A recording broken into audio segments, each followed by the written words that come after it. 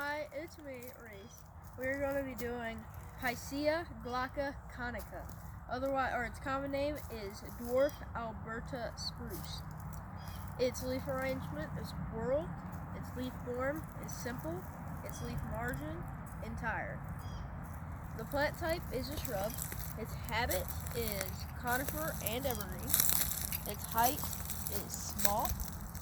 The form is pyramidal. Its soil preferences are not applicable, moisture preferences not applicable, and pruning info not required.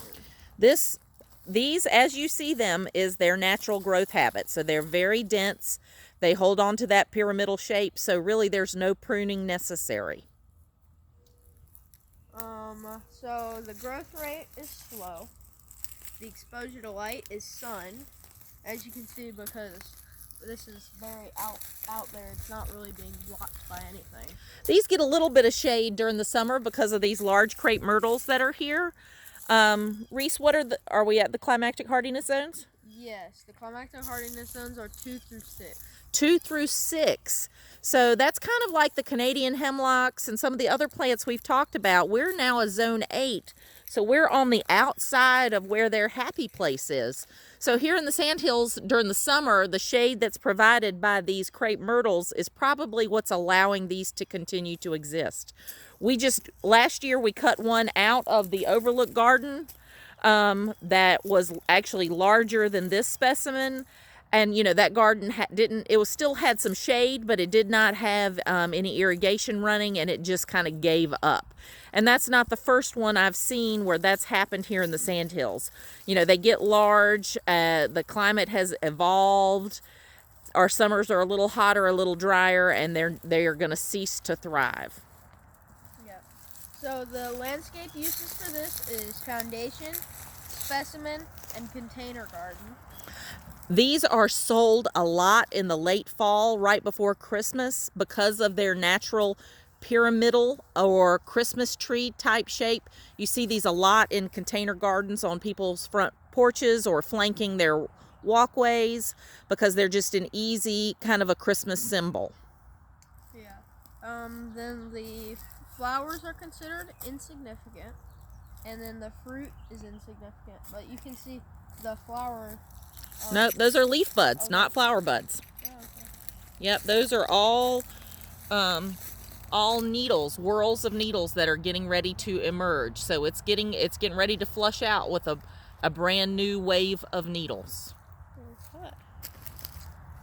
The autumn color is non-applicable. The leaf texture is medium or fine. The notable bark characteristics and the notable cultivars are non-applicable. The pests and diseases are spider mites.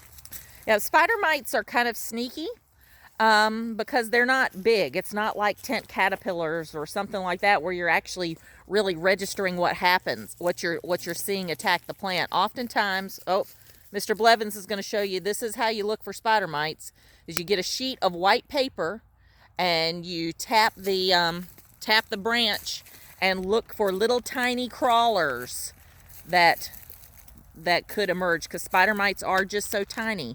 But because they're sneaky, we don't see them. Oftentimes you'll see the whole shrub all of a sudden will get kind of rusty in color. And by the time you see that happening, it's too late. There's not a lot that you can do with it. Spider mites are incredibly difficult to control. So they are not NC native, they're not US native, they're not invasive, and they are not salt tolerant. Yes. Pretty simple. Other information is they are a great compact plant, and they are struggling in the sandhills. Yeah, we're seeing them not thrive here anymore. But you're going to find old specimens like these that are still in people's landscapes, and it's helpful to know what they are and to know how to care for them properly.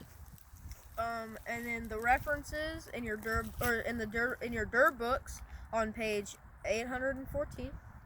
And then they are behind the Ball Visitor Center.